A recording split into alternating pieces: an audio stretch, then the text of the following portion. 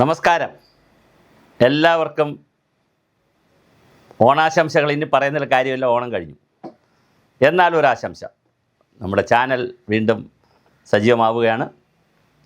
ഓണത്തിൻ്റെ തിരക്കുകൾ കഴിഞ്ഞു. നിങ്ങളെല്ലാവരും വീണ്ടും പുതിയ ഊർജ്ജവുമായി പുതിയ ലൈഫിലേക്ക്, പഴയ പ്രവൃത്തികളൊക്കെ തന്നെയാണെങ്കിലും പുതിയ ലൈഫിലേക്ക് പോവുകയാണ്. എല്ലാവരും ആഘോഷമെല്ലാം കഴിഞ്ഞു, നല്ല ഭക്ഷണമൊക്കെ കഴിച്ചു, വസ്ത്രമൊക്കെ കൊടുത്തു, നല്ല നിലയിലേക്കൊക്കെ മാറിയിട്ടാണ് ഓണം നമുക്ക് വീണ്ടും സന്തോഷം നൽകി, ആനന്ദം നൽകി വീണ്ടും നമ്മുടെ അടുത്തേക്ക് പോകുന്നു. ഈ ചാനൽ എല്ലാവരും കാണുക, സബ്സ്ക്രൈബ് ചെയ്യുക, ഞങ്ങൾക്ക് സംഭാവനകൾ അയച്ചു തരണം. ഇതിൽ ജോയിൻ ചെയ്യണം. നിങ്ങൾ അതിനുള്ള ചെറിയ ഫീസ് അടയ്ക്കണം. അതിൻ്റെ ഡീറ്റെയിൽസിൽ ജോയിൻ എന്ന ബട്ടൺ അമർത്തിയാൽ നിങ്ങൾക്ക് കാണാൻ പറ്റും. കഴിഞ്ഞ കുറേ ദിവസങ്ങൾക്ക് മുമ്പ് ഞങ്ങൾ DA സംബന്ധിച്ചും ലീവ് സറണ്ടറിനെ കുറിച്ചും സാലറി അരിയറിനെ കുറിച്ചുമൊക്കെ ഞങ്ങൾ ഇതിൽ പറഞ്ഞിരുന്നു, ഞാൻ സംസാരിച്ചിരുന്നു. അപ്പോൾ ശമ്പള പരിഷ്കരണത്തെക്കുറിച്ചും ഒന്ന് സൂചിപ്പിച്ച് പോയി. പക്ഷേ കൂടുതൽ വ്യക്തത ഇപ്പോൾ വരുന്നു. ശമ്പള പരിഷ്കരണം നടപ്പിലാവുമോ ഇല്ലയോ എന്നുള്ളതാണ് ചോദ്യം. കേന്ദ്ര ഗവൺമെൻറ് 5 വർഷത്തിലൊരിക്കൽ, പണ്ട് 5 വർഷത്തിലൊരിക്കൽ, പിന്നെ അത് 10 വർഷത്തിലൊരിക്കലാണ്. ഇവിടെയും 10 വർഷത്തിലൊരിക്കൽ ശമ്പള പരിഷ്കരണം നടപ്പിലാക്കിയാൽ മതി എന്നൊരു ചർച്ച, ഒരു ചിന്ത കിടപ്പുണ്ട് സർക്കാരിൻ്റെ ഉണ്ട്. അങ്ങനൊരു ചർച്ച ഉണ്ട്. കാരണം ഇതിനകത്തുള്ളൊരു പ്രധാന പ്രശ്നം, ഈ രാജ്യം ഭരിക്കുന്നത് മന്ത്രിമാരൊന്നുമല്ല. നിങ്ങൾ ആദ്യം അത് മനസ്സിലാക്കിയിരിക്കണം. നമ്മൾ വിചാരിക്കും ഇടതുപക്ഷ ജനാധിപത്യ മുന്നണി അങ്ങോട്ട് കയറി അവരാണ് കംപ്ലീറ്റ് ഭരിക്കുന്നതൊന്നുമല്ല. പിന്നെ വലതുപക്ഷ ജനാധിപത്യ മുന്നണി, ഐക്യ ജനാധിപത്യത്തിനോട് കയറി അല്ല. ഭരിക്കുന്നത് എപ്പോഴും ഒരു വ്യവസ്ഥയാണ്, അതൊരു തുടർച്ചയായ വ്യവസ്ഥയാണ്.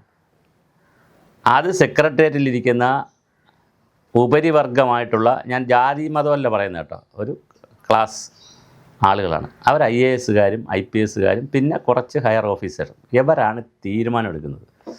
കുറച്ച് പേരാണ് തീരുമാനം എടുക്കുന്നത്. മന്ത്രിമാർ 2 DA കൊടുക്കാമെന്ന് പറഞ്ഞാൽ 1 DA മതിയെന്ന് ഫയൽ എഴുതി വരും. 2 കൊടുക്കാമെന്ന് പറഞ്ഞാൽ 1 എഴുതിയെന്ന് പറഞ്ഞാൽ എഴുതി വരാൻ പറ്റത്തില്ല. പക്ഷേ 2 കൊടുത്തുകൂടെയെന്ന് ചോദിച്ചാൽ 1 കൊടുക്കാവുള്ളൂ. മീറ്റിംഗ് വിളിച്ച് 2 കൊടുക്കാമെന്ന് ചോദിച്ചാൽ 1 കൊടുക്കാൻ പറയുള്ളൂ. പ്രശ്നം എന്താണെന്ന് വെച്ചാൽ ഏത് വിഷയവും എഴുതി കുഴച്ച് നാശക്കോട്ടയാക്കും നമ്മുടെ സെക്രട്ടേറിയറ്റിൻ്റെ ഒരു പ്രത്യേകത അതാണ്. അപ്പോൾ ഇത് മാറണമെങ്കിൽ ഒറ്റ മാർഗ്ഗമേ ഉള്ളൂ. ഇത് നന്നായി മാറി വരും. IAS-കാർക്കും IPS-കാർക്കും കൂടി കേരള കേഡറിൽ ശമ്പള പരിഷ്കരണം വരുമ്പോഴേ അവർക്കും ശമ്പള പരിഷ്കരണം വരൂ. ഇവിടുത്തെ സൗകര്യങ്ങൾക്കനുസരിച്ച് അവർക്ക് മാറ്റമുണ്ടാകൂ എന്ന് വന്നാൽ തീരും വിഷയമുള്ളൂ. അവർ സ്റ്റേറ്റിൻ്റെ ഉദ്യോഗസ്ഥരാണ് എന്നുള്ള, സെൻട്രലിൻ്റെ ഉദ്യോഗസ്ഥ സംവിധാനം വേണമെങ്കിൽ സെൻട്രലിനുള്ളിൽ ഒരു കൺട്രോൾ വെച്ചോട്ടെ. പക്ഷേ എങ്കിലും അവർക്ക് സ്റ്റേറ്റിനുള്ളതാണെന്ന് പറഞ്ഞാൽ പ്രശ്നം അവിടെ തീരും. കാര്യം അപ്പോൾ അവരൊന്ന് ആലോചിക്കും, അവർക്കും ബുദ്ധിമുട്ട് വരും. ഇത് എനിക്ക് സുഖ സൗകര്യങ്ങൾ, മറ്റവനല്ലേ ബുദ്ധിമുട്ട്, നമുക്കല്ലേ മറ്റവൾക്കല്ലേ ബുദ്ധിമുട്ട്, നമുക്കെന്താ എഴുതിയാലെന്ത് വന്നാലെന്ത്, പങ്കാളിത്ത പെൻഷൻ ആയാലെന്ത്, ശമ്പളം പരിഷ്കരിച്ചാലെന്ത്, പരിഷ്കരിച്ചില്ലെന്ത്, എനിക്കിതിനകത്ത് ബുദ്ധിമുട്ട് വരുന്നില്ലല്ലോ എന്നൊരു തോന്നലുണ്ട്. അവരുടെ കുറ്റമല്ല, അത് മനുഷ്യ സഹജമായി എല്ലാവർക്കും ഉള്ളൊരു ബുദ്ധിമുട്ടാണ്. ഇനി ഞാൻ വിഷയത്തിലേക്ക് വരാം. എൻ്റെ പ്രധാന ഭാഗം അപ്പെക്സ് ഭാഗത്ത് വരാം. അതായത് ഈ ശമ്പള പരിഷ്കരണം നടപ്പിലാക്കണമെങ്കിൽ അതിനൊരു കമ്മിറ്റി വെക്കണം. ഒരു 5-6 മാസമെങ്കിലും എടുക്കും. കമ്മിറ്റി ഒരു റിപ്പോർട്ടൊക്കെ തയ്യാറാക്കി വരുത്താൻ ഒരു 5-6 മാസം എടുക്കും. അങ്ങനെ ഹറിബറിയായിട്ട് റിപ്പോർട്ട് തയ്യാറാക്കിയാൽ അതിന് ഒരുപാട് അനാമലി വരികയും ചെയ്യും. കഴിഞ്ഞ ശമ്പള പരിഷ്കരണത്തിൻ്റെ അനാമലി ഇതുവരെ തീർത്തിട്ടില്ല. പലയിടം കുഞ്ഞു കുഞ്ഞു കാര്യങ്ങളായിരിക്കും. ഇപ്പോൾ പോലീസ് ARP, പിന്നെ ക്ലോസ്ഡ് ARP എന്ന് പറഞ്ഞൊരു വിഭാഗമുണ്ട്. പണ്ടെപ്പോഴും ഒരു ശമ്പള പരിഷ്കരണത്തിൽ വന്നൊരു അനാമലിയാണ്, ഇതുവരെ പരിഹരിച്ചിട്ടില്ല. അതുപോലെ തന്നെ മലബാർ ദേവസ്വം, പിന്നെ അതുപോലെ തന്നെ ഈ നമ്മുടെ ഇതുണ്ടല്ലോ അധ്യാപകർ, +2 അധ്യാപകർ, പ്രിൻസിപ്പാൾമാരായവർ കുറച്ച് പേര്, ഇങ്ങനെ ഒത്തിരി പേരുടെ അനാമലി ഇതുവരെ പരിഹരിച്ചിട്ടില്ല. അപ്പോൾ ഇനിയിപ്പോൾ ഉള്ള പ്രശ്നം, പഞ്ചായത്ത് വാർഡ് വിഭജനമെല്ലാം കഴിഞ്ഞ് പഞ്ചായത്തിൻ്റെ നോട്ടിഫിക്കേഷൻ വന്നു. ഇലക്ഷൻ്റെ അല്ല, വാർഡ് വിഭജനമെല്ലാം കഴിഞ്ഞ് നോട്ടിഫിക്കേഷൻ വന്നു. റിസർവേഷൻ അതെല്ലാം കാര്യം വന്നു കഴിഞ്ഞു. ഇനിയിപ്പോൾ പഞ്ചായത്തിൻ്റെ തിരഞ്ഞെടുപ്പിലേക്ക് പോകണം. നമുക്ക് ഡിസംബറിൽ തിരഞ്ഞെടുപ്പ് നടക്കണമെങ്കിൽ നവംബറൊക്കെ ആകുമ്പോൾ ഇത് പറയണം, ഈ കാര്യങ്ങൾ പറയണം.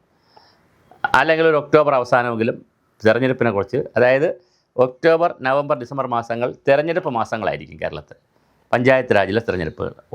അപ്പോൾ ശരിക്കും പറഞ്ഞാൽ അപ്പോൾ ഒരു റിപ്പോർട്ടും അംഗീകരിക്കാൻ പറ്റില്ല. പക്ഷേ റിപ്പോർട്ട് എഴുതാനുള്ള കമ്മിറ്റി വയ്ക്കാം. അത് കഴിഞ്ഞാൽ ഡിസംബർ കഴിഞ്ഞാൽ ജാനുവരി, ഫെബ്രുവരി, മാർച്ച്, ഏപ്രിൽ, മെയ് ആകുമ്പോൾ അസംബ്ലി തിരഞ്ഞെടുപ്പ് എന്ന് പറഞ്ഞാൽ 7-8 മാസക്കാലമാണ് എല്ലാറ്റിനും കൂടെ കിട്ടുന്നത്. ഈ റിപ്പോർട്ട് തയ്യാറാക്കാനും അത് ഇംപ്ലിമെൻറ്റ് ചെയ്യാനും അതിൻ്റെ അനാമലി തീർക്കാനും കൂടെ കിട്ടുന്നത്. ഇതൊരു ചെറിയ പീരീഡാണ്. ഒരു പക്ഷേ ഗവൺമെൻറ് ഒരു ഒരു കാര്യം ചെയ്യാൻ സാധ്യതയുണ്ട്. കാരണം എല്ലാ ഗവൺമെൻറ്റിനും വോട്ടൊരു പ്രധാന ഘടകമാണല്ലോ.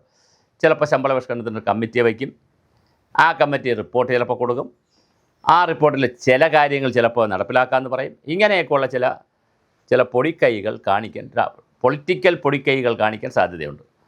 അല്ലാതെ വളരെ പക്കയായി അനാമലികൾ കുറച്ചുകൊണ്ട് ആവശ്യമായ ടൈം ഉദ്യോഗസ്ഥർക്ക് കൊടുത്തുകൊണ്ട് പബ്ലിക്കിനുമൊക്കെ ഹിയറിങ് അങ്ങനെയൊക്കെ ഒരു പ്രൊസീജിയറുണ്ട്. ഇതിനൊരു പ്രൊസീജിയറുണ്ട്, വളരെ കൃത്യമായ പ്രൊസീജിയറുണ്ട്.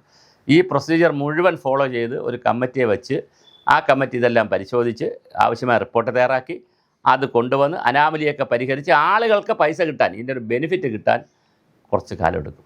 അപ്പോൾ അതിനുള്ള പീരീഡ് ഇവർക്കില്ല, ഈ ഗവൺമെൻറ്റിനില്ല. അതുകൊണ്ട് ചിലപ്പോൾ പറയും മൂന്നാമത് ഞങ്ങളെ വരുത്തു, ഞങ്ങൾ ശമ്പളപരിഷ്കരണമായിരിക്കും ആദ്യം നടപ്പിലാക്കുന്നതെന്ന് പറയും. ഉദ്യോഗസ്ഥർ അതിനകത്ത് വീഴും, അവരുകൊണ്ട് വോട്ട് ചെയ്യും, വീണ്ടും വരും.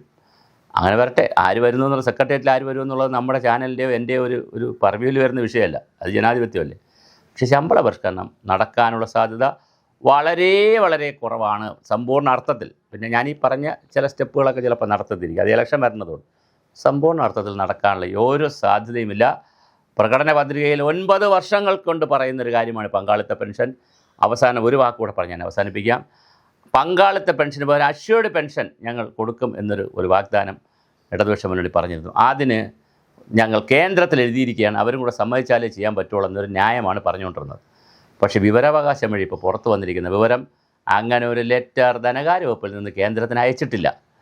അപ്പോൾ ഇത്രയൊക്കെ മതി മലയാളിക്ക്. അപ്പോഴും നമ്മൾ ബോർഡ് വയ്ക്കും, ചലോ സഹക്കളെ നമുക്ക് പോകാം, എല്ലാവരും വരൂ, ഒരു കൂട്ടർ മറ്റവർ വരൂ, നമുക്ക് പോരാം, എല്ലാവരും. ഞാൻ സഹക്കളെ എന്ന് പറഞ്ഞ ഒരു പാർട്ടിയെ പറഞ്ഞാൽ എല്ലാവരും നമുക്ക് പോകാം, നമുക്ക് ഈ ഭരണങ്ങളെയൊക്കെ നിലനിർത്താം, നമുക്ക് ബദലുകൾ സൃഷ്ടിക്കാം, വീട്ടിൽ നമുക്ക് വേറെ കിമ്പളമൊക്കെ വാങ്ങി ആവശ്യമുള്ള പൈസ ഉണ്ടാക്കാം. അല്ലാത്തവരൊക്കെ പോട്ടെന്നേ, എന്ത് ശമ്പള പരിഷ്കരണം.